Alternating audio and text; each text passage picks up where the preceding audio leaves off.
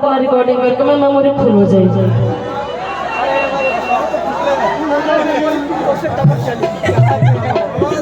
बोलिए चाचा किधर है?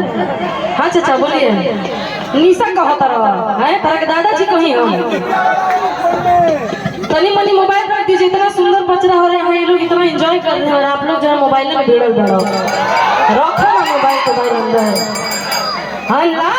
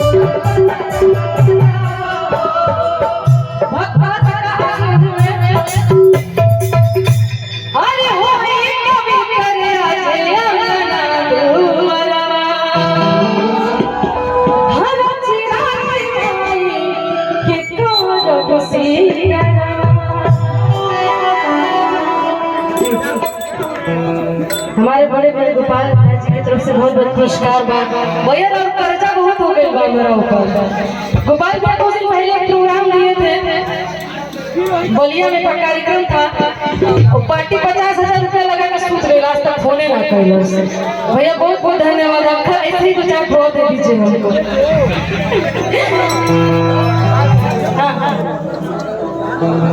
हाँ हाँ जरूर।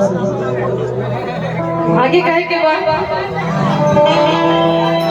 की हो एक पवित्र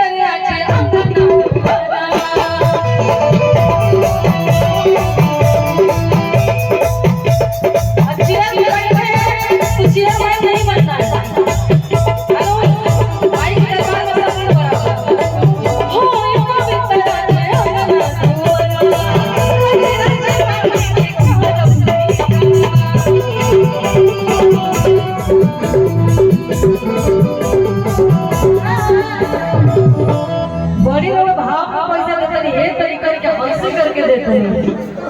बहुत भाव आपके अंदर निशा जी के लिए बहुत बहुत धन्यवाद। जी लगाए रखिएगा बहुत देर। जी भैया बोले ना। मयंक होटल चंदन जी की तरफ से बहुत बहुत पुरस्कार बा। ऐसे आशीर्वाद जब फोटो बादों में खींचा जाएगी कि घर से निकल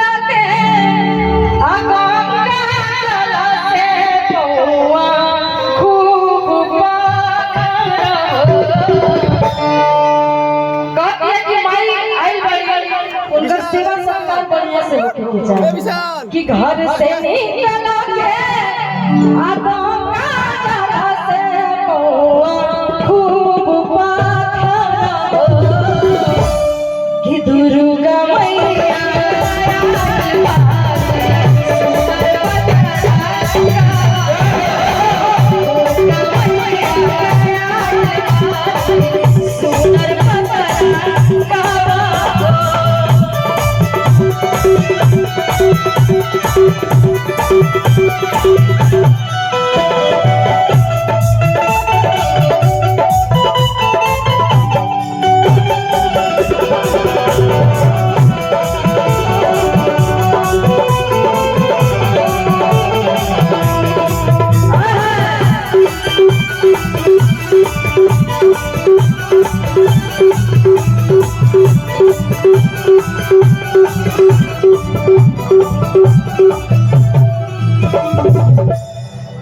देखलन और का बाबा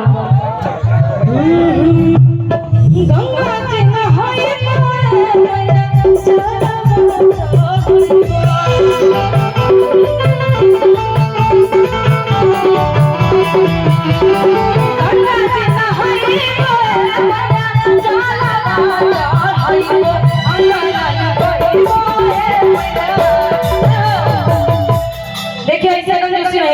ऐसे होगा तो कैसे होगा? हाँ? नहीं ना। देखिए सब लोग को एंजॉय करना चाहिए, लगना चाहिए कि आपको अच्छा लग रहा है कार्यक्रम। ठीक ठीक, इधर से तो फिर भी ठीक है। कहाँ लोग के का भइल बा? लड्डू उड्डू भिजवाई तो लोग खाली हिलते डोल चले भैया। देखिए माहौल ऐसा बना रहना चाहिए, भक्ति भव्य माहौल के सबको अच्छा, हम लोग को ही बढ़िया लगना चाहिए। भोजपुरी आई बड़ा भोजपुरी देखे जा। सुमन सिंह से बात करो जा, कोई नहीं बता देता एगो कहां पूरा 5-6 गो बात देता ना, बात करो साज दिए तारा का बढ़िया से धर कि गंगा जी नहाई